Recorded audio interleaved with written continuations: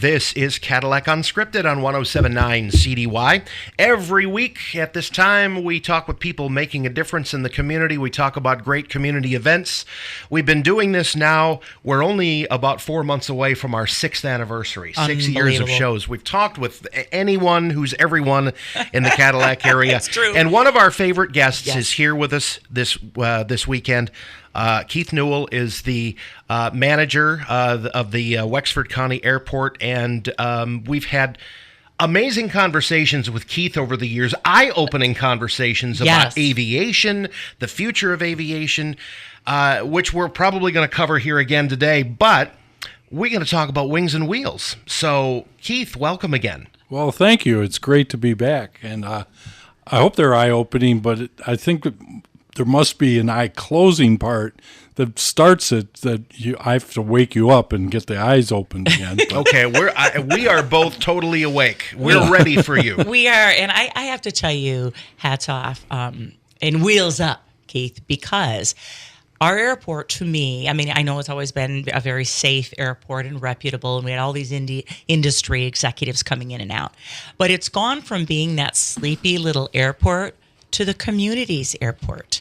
And I really think that you were instrumental in that. All of a sudden, bring everybody out to the airport and see what's going on. So we want to know what's going on. Well, thanks. You know, in my view, the way I look at the airport is it's a asset of the community. Mm-hmm. And so what we need to be doing is finding every way possible that the airport can bring value to every member of the community. It's not just for pilots, it's not just for passengers, it's for everybody. And so how do we do that? How do we bring the value? So the way I've looked at it, I've kind of set a strategy. We partner in 4 different areas. We start with, obviously, aviation. So we partner with like Civil Air Patrol and the EAA group. The FAA has a FAST team where they do pilot seminars. So the aviation's the first area we partner. The second is really community and economic development. And so I work closely with the Chamber of Commerce, with the Cadillac Area Visitors Bureau, with the Alliance for Economic Success, and try to find ways to, 1, bring more commerce into the area, and 2, how do we draw more businesses, which will bring more jobs into the area. So that's the second area. The third is to public safety. So I've been working with the Emergency Management Operations team to look at the airport as being an alternate incident command center and to be auxiliary communications with working with the 911 dispatch.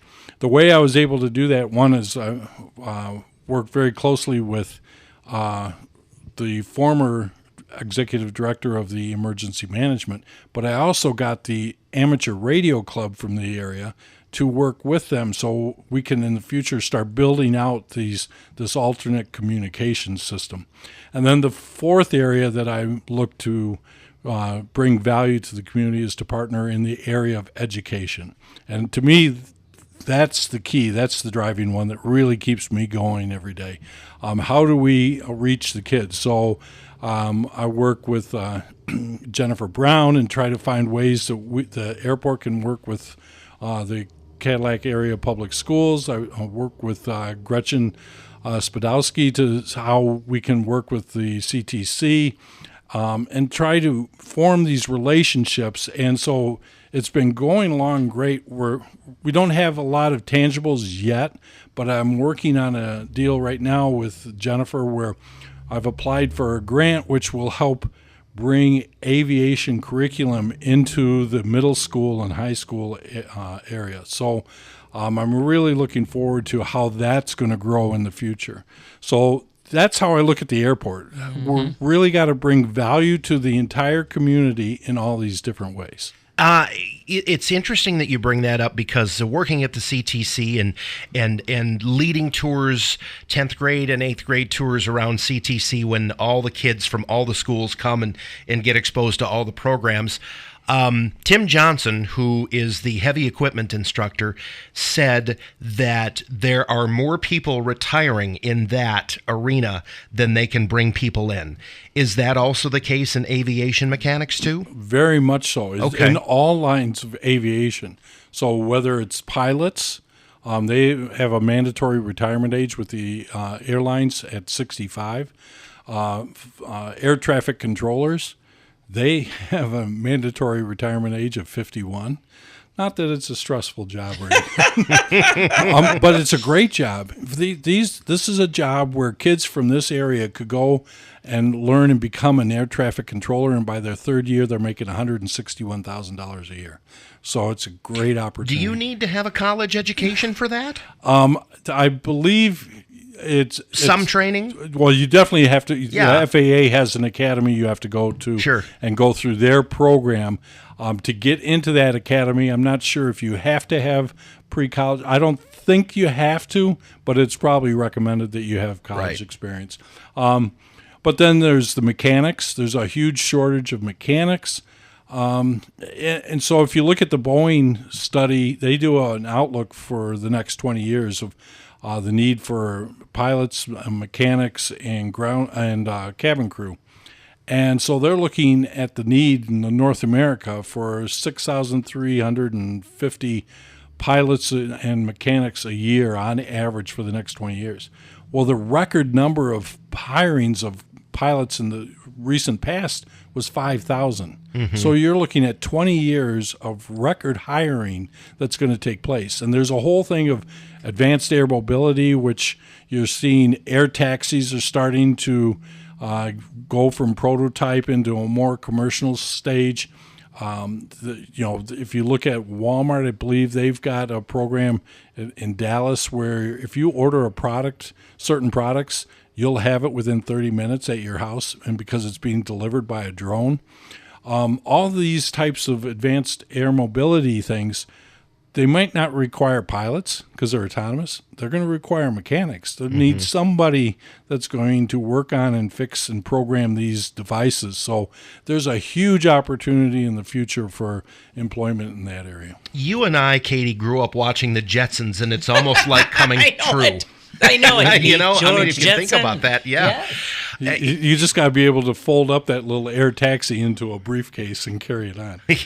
Crazy. In June, Katy, we had Dave Mackey in with us, and we interviewed him as he was retiring from the CTC. Yes. And he takes kids to in his program to Skills USA every year, and he has silver medalists, gold medalists in aviation mechanics every year. Wow. And Dave retired, and Ken Hambright has taken over that program. And I Ken's going to do wonderful things with it, and I hope he continues to send some aviation mechanics your way too, Keith. Well, the CTC, I've gone over there and looked around. It's just a fantastic facility, and what they're doing is great. I mean, not all jobs require a college education. It's true. The CTC is hitting the jobs where they can get kids productive and making money quickly and without the large expense of a college education. And they're great jobs. And so I can see we're going to grow more and more in the CTC area. We're taking advantage, looking at the power sports and the small engine types of activities. There's the mechanics activity that they've got at CTC. I can see in the future where we'll have a specific aviation type of mechanics thing, but it'll take a while to get there. But we'll start with the high school and then middle schools and get the aviation curriculum going there, and we'll try to drive CTC programs in the future. Well, and you'll have to get the word out and get the interest high enough so that financially it makes sense for them to offer that. And that's really what the Wings and Wheels, that's part of what Wings and Wheels is about, is educating the public about that. Right. So I mentioned that one of our areas of focus is education. Mm-hmm. And so we've developed a whole strategy around education, and it's based on the U.S. Chamber of Commerce Talent Pipeline Management Initiative that they developed. And basically what they did was they said, how do we get kids ready for careers in areas that the industries are going to need in the future? Mm-hmm. So it involves starting in kindergarten. And really, obviously the schools play a big role, but industry needs to be playing a role at that point too. Not a big role, but when you look at the different activities that could take place in elementary and middle school and high school, they're going to need some funding to get a lot of those programs off the ground. So that's where the industry can help in this area by funding it.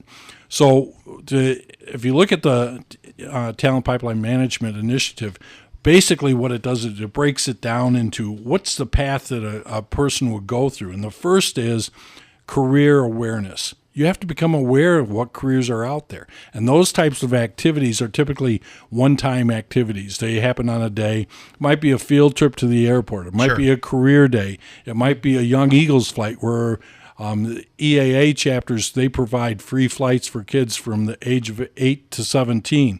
That's a one-time thing where all of a sudden the kids' eyes are opened up to what's possible out there. It might be an employer expo where you or someone from the airport comes and educates the kids about the opportunities that they didn't know about. Yes, and so career awareness is the first area. So the second area is career exploration. Now, these are activities where it's more than a one-time shot. So we have, like, the Civil Air Patrol has a squadron here at Wexford County Airport, and they meet every Monday night and have 2-hour programs where they're learning more about one, aviation, obviously, and two, how to become a leader. And so it's programs like that touch you over and over again. So we're re-energizing the EAA chapter, which is the Experimental Aircraft Association chapter here at Wexford. And we're looking to have youth programs that'll be ongoing where kids will come periodically. But there's other programs that we can be doing similar to that. The third area is the actual career training. And that's where we're working with, the Jennifer Browns and the Gretchen Spadowskis to how do we get actual training that's going to be beneficial to the kids. So when I look at Wings and Wheels is that first career awareness. It's an activity where we're going to be doing a lot of things around aviation just to expose the kids, because there's two areas that really kids need to become aware of. First of all, there's all sorts of types of aviation.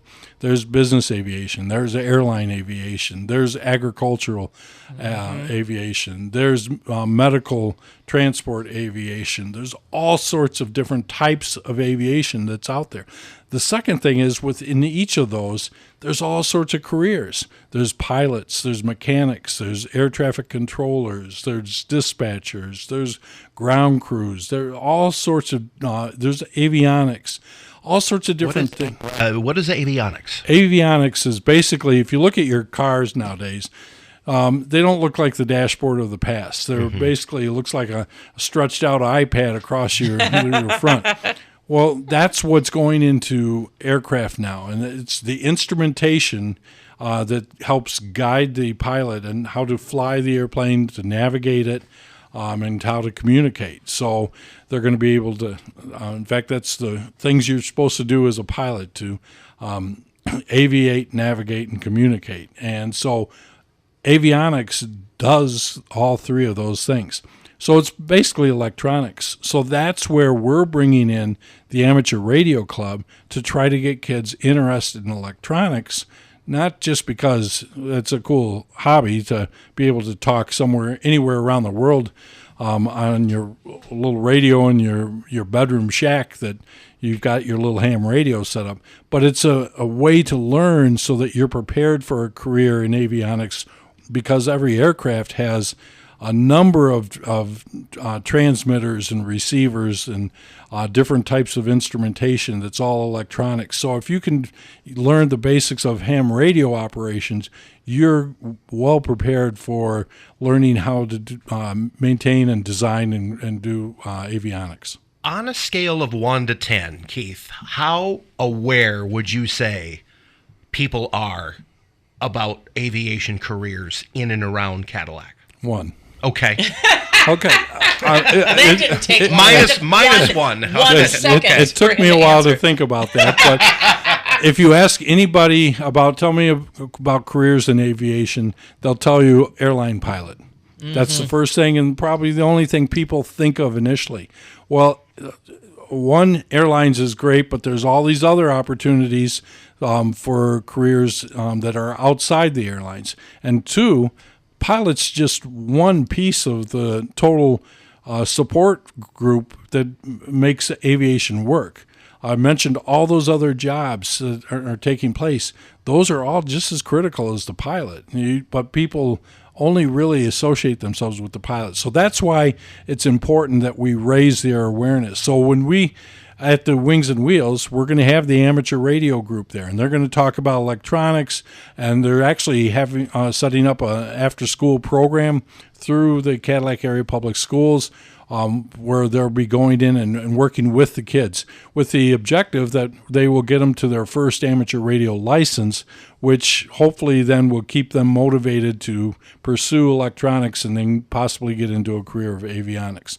And then we have Coletta that's going to be there, and they do maintenance on 747s. There's only 2 shops in the world that do the type of work that they do on 747s. One of them's in Oscoda. One of them's right there in Oscoda, the former Wordsmith Air Force Base. Yep. And so they continue to expand their operation, and they've got a whole apprenticeship program set up and training. And so, because they know they need skills to work in their own facilities, so they're trying to get ahead of the game by being able to have training programs and whatever. So Coletta will be at this at Wings and Wheels. Legacy Aviation, it's a fairly new A&P, which is airframe and power plant mechanics shop up in Traverse City. They teach kids how to do all the mechanical work on the airframe of an aircraft and on the engine that they propel the aircraft. So they're going to be there talking about education in the mechanics side. And I want to continue to expand on those types of things. One of the things we have is a drone zone, and so we're going to be hopefully demonstrating how drones are used for different types of work. I don't want to sit there and say, well, let me show you what I can do with my drone that I got for Christmas last year.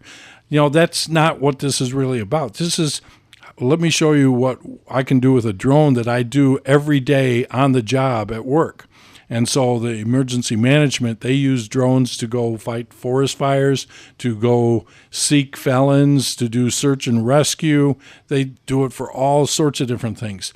Prine and Newhoff, an engineering consulting firm, they use drones for their surveying work when they're doing construction. The Michigan State Police, they use it for drones for public safety work. So we're trying to get all these different groups pulled together to demonstrate the different ways aviation is used in the world. One of the things I just learned of was a company called EA Drone Solutions, and somebody showed me a video of the drone. It was out there going back and forth fertilizing a crop, and it's spraying the field exactly where it needs to, no further than it has to. It doesn't go onto the road, and it doesn't lose the density of it when it starts pulling up to go over the power lines. It's consistent layer of fertilizer or whatever they're using. And so there's another use of aviation in a job day to day. So I haven't been able to contact those people yet, but I'm trying to see if we can still at the last minute pull them in for part of the drone demonstrations.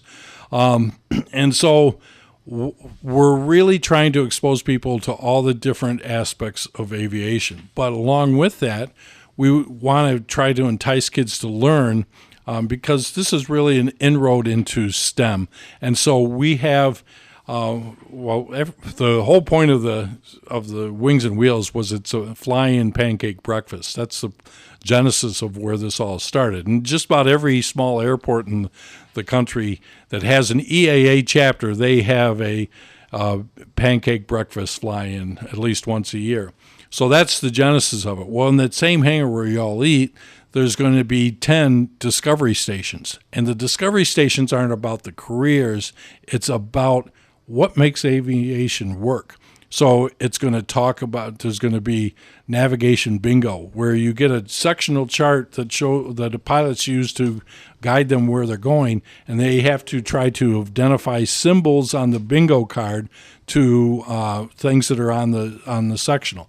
There's going to be a flight simulator there. There's going to be how to build an aircraft, and so they're going to be doing the riveting types of things. It's going to be aerodynamics. What makes a wing lift? How does that all work? And so they're going to learn not about careers, but about the basics of aviation and the fundamentals of it, what makes all those things work. And so this is, I think, a great event that pulls in all those different aspects. It brings in the careers, the different types of careers, and the knowledge, building the knowledge of the different ways aviation works.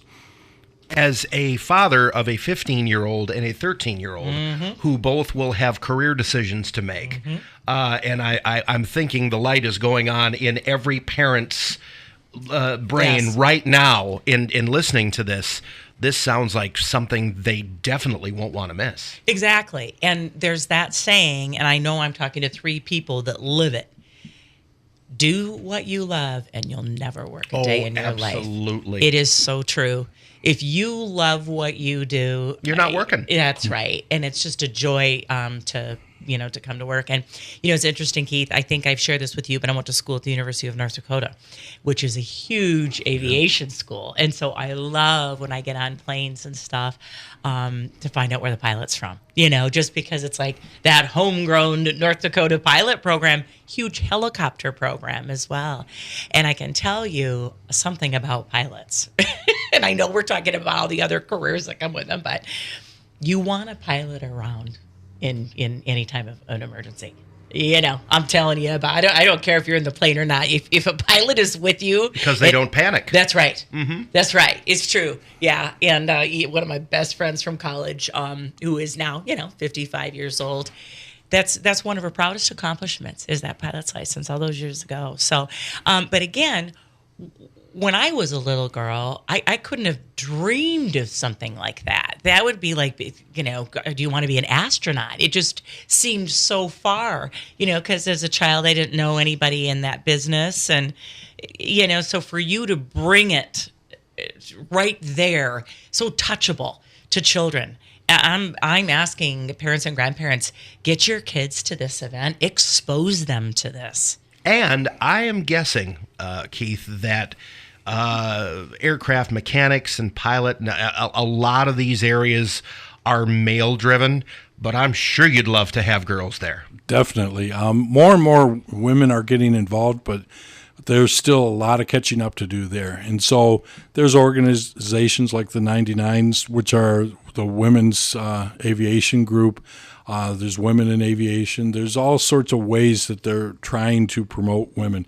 And frankly, I see there's just as much equal opportunity for women in the aviation role as there are in men.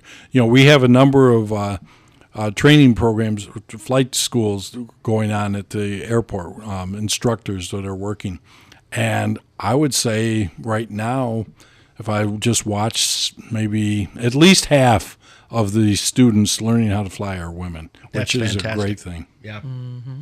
Well, boy, we've come a long way. I was able to hear one of the first female Thunderbirds speak, and the stories that she told about breaking through and having to find new friends because at first she wasn't welcome, and her instructors are saying, you can do this. You're one of the best I've ever seen, and then here she did. I think they're going through that in the WNBA, maybe. A little bit.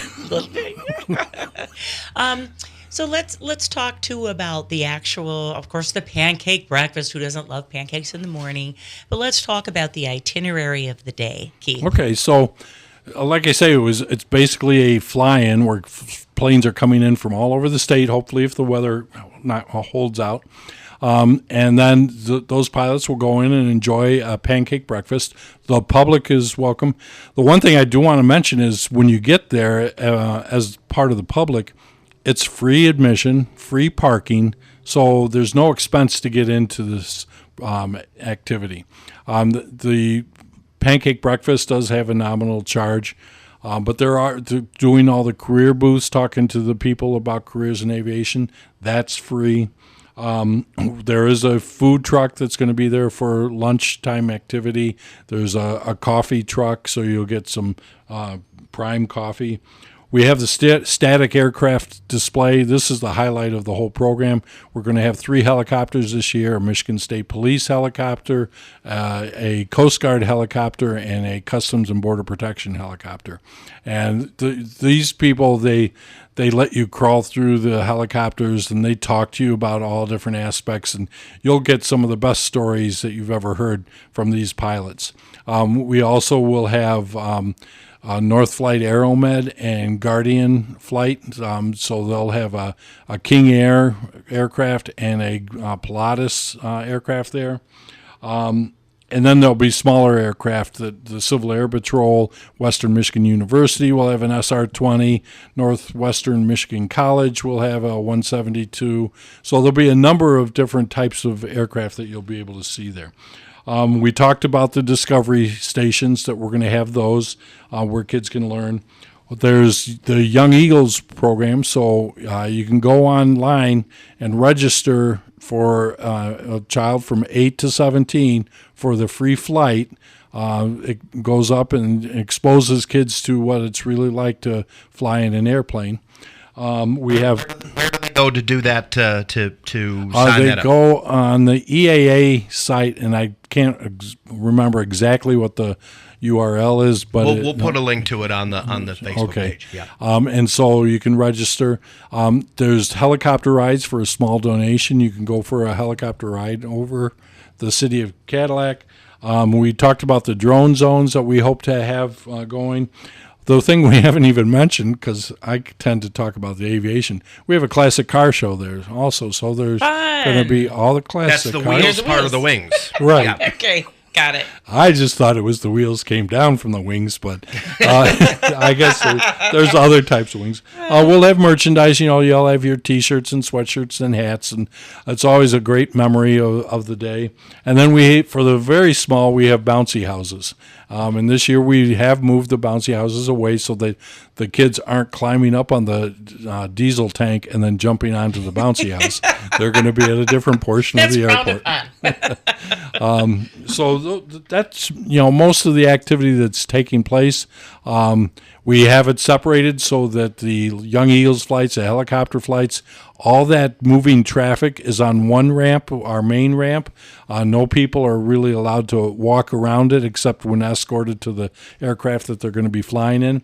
And the other ramp, there's no from 7:30 in the morning till 2:15 in the afternoon, there are no engines allowed to be running. So the helicopters, we hope to have them arrive at 7 o'clock. Their engines we're asking to be shut off by 7:15. Then the other aircraft will move into place and have their engines shut off by 7:30. Then we'll do last-minute setting up of the pop-up tents for each of those aircraft. And then at 8 o'clock, the show starts. We have talked extensively about this show. We have left out, we've covered everything, but we've left out the date. We haven't even talked about it yet. Yeah, it's a week from today, right? That's right. Yeah. It's Saturday, August 23rd, and it's from 8 until 2 this year. We normally go until 3, but we're trying to see if cutting it back to 2 makes more sense. And the car show doesn't really start until 10, but there'll be cars showing up starting at 8 o'clock too. Rich, he has not looked at his notes one time. No. I mean, we've been recording for 29 minutes. This is the least we have had to talk for a show, I think, in almost 6 years. This is wonderful. I love it. It's perfect. So I have a question. Yes. Because this all seems to be in your brain. You don't even need to look at your papers that you've got. When did Keith know that aviation was a lifelong career and passion? Well, it actually hasn't been a lifelong career. I actually took some ground school and then started flying lessons when I was in college back at University of Michigan back in Oh, he's not going to tell us, folks. And then I took a break because I realized to really fly, you really need to be committed. And to me, that meant you needed to own an aircraft. And so I waited until I could really afford an aircraft. I bought a Cessna 182, and I started flying that for a while. And then I had triplets, and then I realized a 4-seat plane with 5 in the family wasn't going to work out so well. So I ended up selling it. I kick myself every time I think about selling it. But then, and then I had a long career with IBM, and I did that for a long time. Now, there were times where I actually was able to use my airplane, and I flew to Dayton, Ohio for meetings. I flew to Westchester, New York for meetings.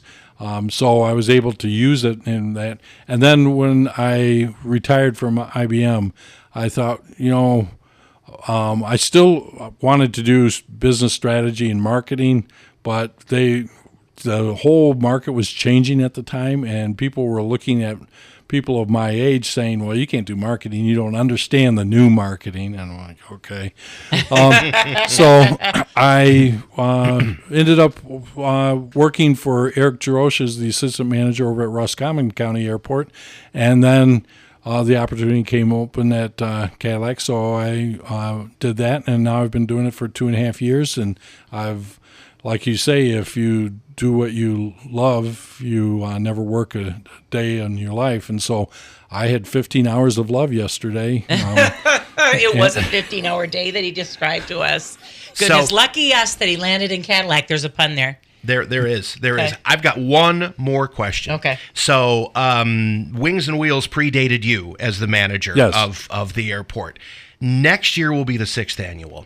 So do you have any thoughts about something you haven't offered yet that you would love to do next year? Yes. So when I got there, they had the classic car show, and they brought that in to try to bring more people into the show, which is a great idea, except I'm thinking when I first joined the airport, what's that got to do with aviation? So I thought, what can we do from an aviation standpoint? And that's where I added the career twist to it. I wanted to expose the kids to careers and try to help motivate them into a lifelong career. And since then, I keep trying to find ways we can do this better than before. And so I think on the last show I talked about Oshkosh. It's the world's largest air show over in Wisconsin. And this year they broke a record. 704,000 people attended. And I'm glad I went, because then they'd have to be saying 703,999 people attended. I'm trying to take things from there. And so we're trying to build a pavilion at the airport. If we can build it, then I want to do forums or little seminars where not only do you go booth to booth, but then each of these companies can come in and do a 20 to 30 minute PowerPoint presentation talking about what it's like to be in their company, their career, what they do on a day-to-day basis, and make it a little more formal of a presentation, so it's not just what you happen to hear while you were talking to the guy in the booth. You could also have representatives from local industry come in and talk about what aviation at the local level means to them too. Right. I've already gotten people saying, well, we could bring in, I know so-and-so, he's a former astronaut, and someone else that was a former military. And so we're getting all these ideas coming forward that I just can't wait for the future to happen. Well, and he's a connector. Yeah, definitely. All right. One more time, Keith. Date, time, location, why people should go. Saturday, August 23rd, 8 to 2. The reason you should go is you should take your kids, your neighbors' kids, any kids you can find. Go to Walmart and pick up some kids you might find in the parking lot. Bring them to the airport. Expose them to all that they could have if they pursued something in the aviation career. This is really for the kids to learn. It's a fun way to kind of trick them. They get to go to a fun event, and by the way, they're learning about STEM and careers in aviation. That's where you hook them. Yeah. Yep. Well, and we know from your statistics that there are going to be these jobs available. There's going to be a demand for these folks. Huge demand. Yeah. So parents, bring your kids. expose them to these new opportunities and these great paying careers. Right. Keith Newell, thank you very much. Well, thank you. I appreciate it. And next time I'll work on my brevity and conciseness. No, we love it. We love it. You just do you. I mean, we love it. So the Cadillac Airport's on fire over there in a good way. Oh, good. Join us next week for more local chat here on Cadillac Unscripted, sponsored by Independent Bank on 107.9 CDY.